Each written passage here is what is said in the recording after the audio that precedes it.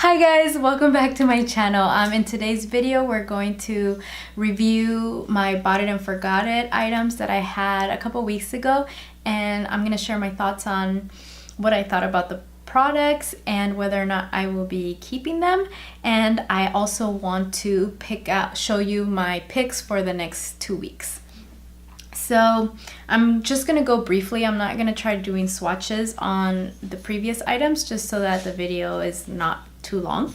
But one of the first products that I want to talk about is the Anastasia Beverly Hills highlighter illuminator in the shade Riviera. This is what it looks like, and I really enjoyed using it this week. I don't think you can tell that that I have highlight on. I went to work and I just got home from work, so I thought I'd film now, but I realized I do enjoy it. However, it really depends on the brush. So I tried using it with the Anastasia, I think it's the A23 brush, and I felt that with this brush, which is weird because it's the Anastasia brush, but I felt that when I applied it with this brush, I felt like the highlight just sat on my skin. And let me try applying some of it. And so I felt as though the product really didn't get diffused in. It just sort of sits there. But when I used a more dense brush, this is the Luxie 522 tapered highlight brush, this one really helped with just really getting into the skin, and it just sort of felt like it wasn't sitting on top of my skin. I don't know if that makes any sense, but you could see here when it's with the A23 and here is with the diffused highlight brush, I feel like there's more color payoff, but it doesn't feel like it's just sitting on top of it. It all kind of melts and blends in together. So I do like the product, but I have to use it with a dense brush. The Amazonian Clay Timeless blush, and I also had the Makeup Geek blush in the shade Soulmate.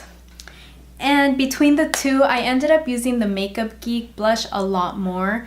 I really did like it. It seems like a little more cool tone, which I was really surprised that I liked it more, because this one looked more pink when it was on my cheeks. So today, I don't remember what I put on this morning, but I preferred the Soulmate. I might be decluttering the Tarte Timeless one. I'm sure someone else can put it to more use. It just felt too pinky for me. The Anastasia Beverly Hills Contour Kit, it felt very dry. And I think that I did mention that during my first video. So I didn't like applying the highlight shades here. I felt like my skin looked crepey, like it was too thick for my under eyes. So I was using it just to highlight like in my forehead, the bridge of my nose and my chin, but I didn't like it for the under eyes. I started using this shade here, I think it's called Warm Coral, as a cream blush. So I was applying that with the Beauty Blender and then applying my blush over it, and I did like using that. The contours, I had to add a few drops of the Inglot, I forget what it's called, I have it here, the Inglot Duraline. I added a couple drops in there just to soften it up a little bit, and then it made the application a little bit better.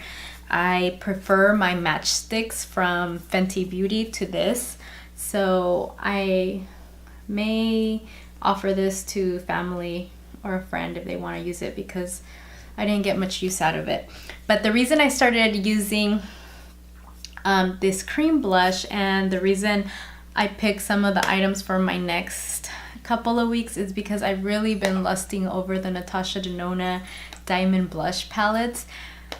But I think that, I don't know, I think I have this fantasy self that I'm going to be using certain products. So I buy things and then I don't end up using it because it's not realistic for me. But so I'm trying it out. I'm trying these cream products so that I can decide whether or not it would be a good purchase for me. So I can lust over things, but it doesn't necessarily mean I'm gonna be using it. So I did like how this cream product worked on me. Moving on, let's do the complexion products. I had two foundations, the NARS Sheer Glow Foundation in the shade Stromboli and the Anastasia Stick Foundation in the shade Golden. So here's the thing. The Anastasia Stick Foundation, I like wearing it when I know I'm not gonna be out for prolonged, like for a very long time. When I wore it for my regular work day, maybe if I was going to be at work for about 8 hours, this was okay. I didn't see a lot of it disappearing or breaking up on my skin, but I did have to set it. If I forgot to set, then I would see a little bit of the foundation disappearing around my nose and my smile lines. There was one day that I used this foundation and I was out for about 16 hours. And when I saw myself in the mirror, I had very pronounced smile lines. All this, like, it was just like I was cracking. So I had the lines, and there were sections of my face that it didn't even look like I had foundation on. So not the best for long wear, but it does look nice if it's just for maybe I'm going out for dinner for a couple hours. I can wear it, but I can't depend on this on a day that I'm gonna be out and about and unable to touch up. And the NARS Sheer Glow, I've actually been pretty kind of dry combination lately, but when I wore this, if I didn't set right and didn't spray myself, if I didn't set with powder or spray, I looked greasy. So I felt like I looked oily with this one, and not my favorite look. So I mean, I may use a little bit more of it. The shade did match me right now, but I know it's not gonna match me during the summer. So I'm just gonna maybe use it a few more times or pass it on to my mom, because my mom and I she's a little lighter than I am, so I can give this to her, but too oily. It made me look oily when I'm not even oily at the moment. So I had the Kylie Cosmetics, I had chosen the shade Candy K. So I had the lip liner, the gloss, and the liquid lipstick. The liquid lipstick is not something that you can reapply without having to remove all of it off and then reapplying. So I don't recommend this if you're on the run and you're not going to be able to remove it. You can't layer it. It starts peeling and feeling gritty on the lips. So that's the reason I stopped using it. The gloss, I do like the gloss a lot. It has a very pleasant smell to it. I like the gloss and I like the lip liner. This shade in the packaging, it doesn't look as pink as it actually looks when it's on. So I found myself I was using more of the gloss and the lip liner more than the liquid lipstick, because one, it was peeling and I would have to remove all of my lipstick and reapply it, and I don't have time to do that every day. And two, it looked too pink on me. This would be a very nice color maybe now for Valentine's if you like pink lips, but not my favorite.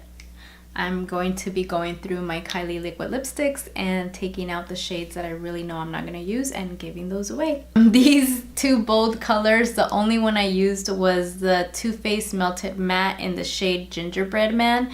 I used this and it looked pretty bold, and it's like sort of like a terracotta orangey red type of color. So I used this one, but I ended up topping it with a nude liquid lipstick just to tone it down a little bit. But I like the formula, I like the color. I am keeping these two, like I said, but I will be getting rid of my Kylie liquid lipsticks. And lastly were my ColourPop Super Shock Shadows, and these were the Kathleen Lights collection. My favorite one turned out to be Weenie, and I sort of thought that I would end up liking this one. It's like a pinky champagne pink type shade, but I really like this on the lid of my eyes. It's very easy. There were some days that I was just applying it on the lid and then blending it out with a crease color and calling it a day. And I also like the shade Porter. The other two shades, this was Porter here, and I use this one mostly on my crease. It does have some shimmer in it, but it's not too much. It's just a little bit of the glitter speck, so if you don't like that, you probably wouldn't like it. But for me, I really enjoyed it on the crease. I don't like it on the lid. It was too dark for my lid. And then Midnight, I just used it once, and I don't like dark colors on my lids, so this one may be finding a new home. And Telepathy is this gold one, and I did like this one too for the lids, but I didn't use it much because I didn't really go anywhere special. It was mostly for work, and it just seemed too intense for a work look. Painterly Paint Pot, I did like using it. I think it helped all of the colors stand out a little bit more on my eyes, and mostly use it on the weekends. For every day I just used a regular primer, but I do like this a lot and I will continue to use it. So that's all I had for my previous makeup basket, I guess. And then what I'm gonna be using this following 2 weeks, I did pick less products because I did feel a little bit overwhelmed. Like I didn't have enough time to try everything as much as I wish I would have. So this time around, like I said earlier, I want to try using more of my cream and liquid products just because I want to figure out if I were to buy this Natasha Denona palette, am I actually going to use it? So I'm going to continue using the cream product from the Anastasia Contour Kit, but I'm also bringing out my NARS liquid blush in the shade Orgasm. I bought this and I think I tried it once and haven't used it again. I have a 100 point, I think it was a gift with purchase. It's the little Hourglass Vanish Champagne Flash. So this is the cream highlight stick, and it's what it looks like right here. I want to try using this highlighter, and along with that I want to put my Fenty highlight to use, and I have the shade Girl Next Door and Chic Freak. Hustler Baby on my wish list for Sephora, so I want to try this and make sure. I mean, I don't think I need another highlighter, but these are products I want to try before making more purchases. I'm also taking out my Too Faced Baked Luminous Glow Bronzer, and this is Sweet Tea. This is what it looks like. I'm gonna use some of it before I start getting too dark and I can't use it. And then for lipsticks, I just took out an Ofra liquid lipstick in the shade Mocha, and the Bite Beauty Amuse Bouche lipstick in the shade Pepper. So I'll swatch these. This is Pepper,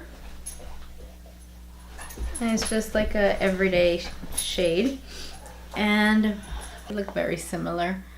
But this is Mocha, so this is the liquid lipstick, and then this is a Amuse Bouche in the shade Pepper. And for eyeshadow, I bought the I Love Sarai eyeshadow collaboration with ColourPop in the shades Saucy and Cheeky, but I haven't used it, so I don't even know how long ago this collaboration happened.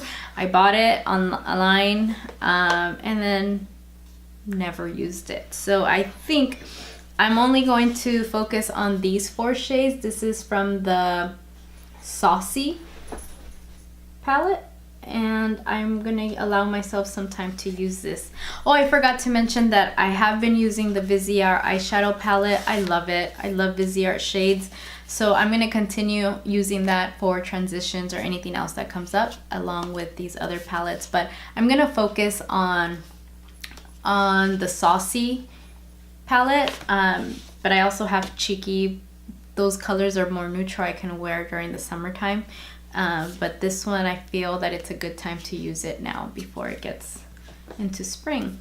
But that's all I have for today. I'm sorry if it was a little scattered or if it felt rushed. I'm just really trying to shorten my videos so that I don't bore anyone.